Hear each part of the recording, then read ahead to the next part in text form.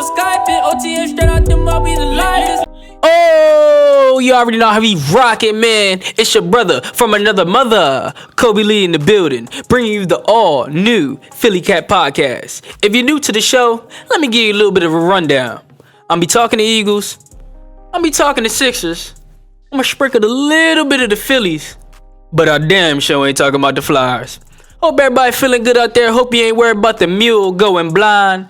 In other words, be in control of the things that you can control. Don't let the things out of your control you. Okay, so let's get down to the nitty gritty, man. The LA Clippers walked into the Wells Fargo Center and they just took our damn rent money. I mean, the final score was 102 to 101, but I don't even know where to start. I mean, how could we just wet the bed like that? A horrible... First, before we even start and get down to the numbers, let me just say, Tyronn Lue, man, you've been doing an excellent job. I mean, the fact that you don't have Paul George, you don't have Kawhi Leonard, man, and you still got those boys prepared and ready to go and ready to compete, man, you doing a great job. And, I'm just want to give you your props.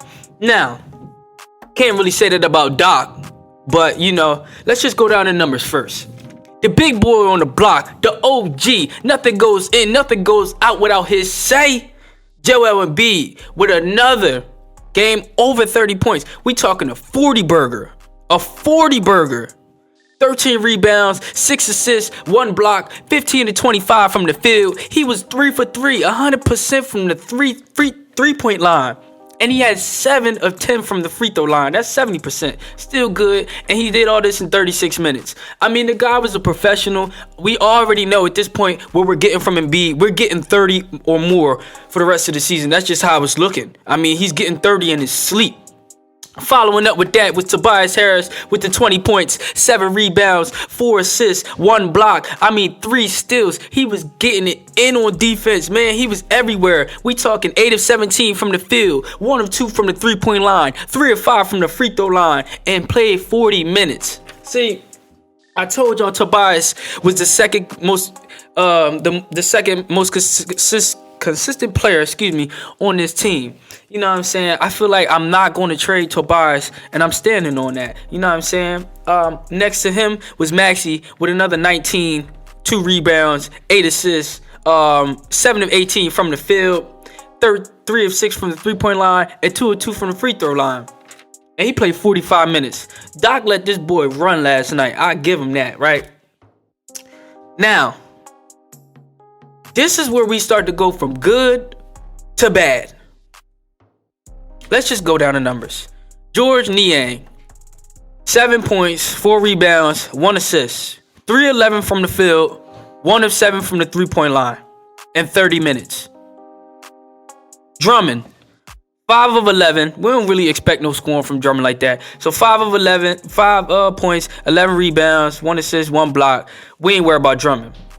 Korkmaz, 5 points, 0 rebounds, 3 assists, 0 blocks, 1 steal, 2 of 7 from the field, 1 of 6 from the 3-point line in 39 minutes.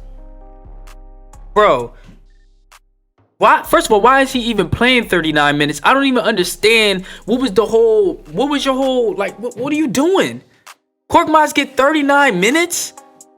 Isaiah Joe got to start last night, but he only played 14 minutes. I'm not understanding why you're starting players, but you're not giving them starters minutes.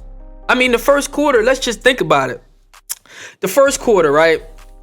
We shot 30% from the field, was 7 for 23. The Clippers shot 55, right? So we started out just wrong. We started out the game all wrong. But we flipped the table. We turned the table in the second quarter, in which we shot 56%, which 14 of 25 from the field, and they shot 32%, right? So we turned the tide, and that's when you saw they put Charlie Brown Jr. in the game. That boy, he was on those guards from driving to the rack. He got on Reggie Jackson. He got on all those other boys that was out there, because they at this point they playing with a box of scraps and they making it happen. You know what I'm saying? And the fact that the third quarter we were up 24 points. He took Embiid out. aka he is Doc Rivers. He took Embiid out and didn't put Embiid back in the game until we was only up 7 points in the fourth quarter. Doc, what are you doing? I mean, just think about it. The only players to score in the fourth quarter was Joel Embiid, Maxey, and Tobias Harris. Nobody else scored in the fourth quarter.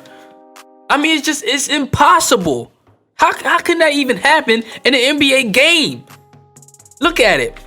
Korkmaz 1 for 6 from the 3. Isaiah Joe 1 for 4 from the 3. George Niang 1 for 7 from the 3. That's 3 of 17 from the 3-point line. 17.6%. Horrible. I mean, are you guys even NBA players at this point? What are we doing? Now, I'm not going to blame it all on the players, right? Because after the game, this is what Joel Embiid said. We got to be better prepared. We got to know our assignments. We just got to be more focused. First of all, that question, I got a lot of questions. We got to be better prepared? Okay, so who's in charge of preparing the players? Coaching staff, correct? Then he said, we got to know our assignments. Doc, you got players on the court that don't know their assignments in an NBA game? What are you doing? Are you not teaching them what they're supposed to be doing? And then here go Doc. He was asked by a reporter after the game in the press conference. He was asked how much of the loss could be attributed to the coaching. This is his answer. Would you ask Pop that question, aka Popovich, if you don't know? No, you wouldn't. So don't ask me that question. I've earned that. Mother lover, what have you earned? You only been to the finals. You only won the finals one time in 2008. Yeah, that's a great achievement. I'm not taking that away from you. But why are you comparing yourself to Pop? Pop is a 5-time NBA champion. This guy, Doc, think he could be on the block over in Boston, put in work and earn his respect over there, and then come over to this block and think he gonna run this block. No, man, you gotta earn your stripes. You don't earn what? What have you earned? I mean, just think about it. You're comparing yourself to Pop, a 2-time Olympic gold medalist. One is the head coach, one is the assistant coach, a 3-time coach of the year. What are you talking about, dog? Are you out of your rabbit ass mind? He always making something political. He always talking about, like, and then you playing the race card. Why are you playing the race card? He just asking you, do the coaching staff take any accountability for this loss? We were up 24 and we ended up losing the game. You got out coached by Ty Lue. Period. Point blank. Why are you playing the race card? I mean, to this point, Doc is literally thin-skinned and he just can't take the media. Every time he lose, he just start. First of all, you are the reason why Ben Simmons isn't on the floor right now. I hope y'all know that. All you had to do was ride or die. Even if you thought that the guy wasn't going to be ready to play the point guard position on an NBA championship team, even if you feel that way, you don't say that out loud. You literally devalued the man's trade value right when you said that. Doc, this year, I'm not going to say you're doing a horrible job because we're winning games, right? But when it comes down to games that we got in the bag, I mean, we were up 24, and this is not the first game. It's been multiple games in which you are not finishing out strong. You keep letting teams come back. We can't hold a lead for nothing. What is the problem? So, sum it up, man.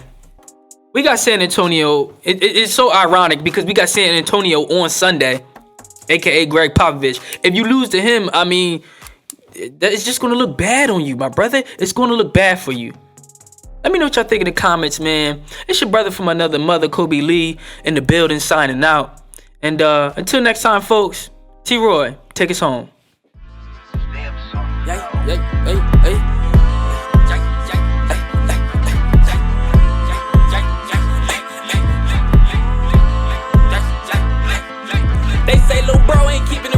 like that's crazy.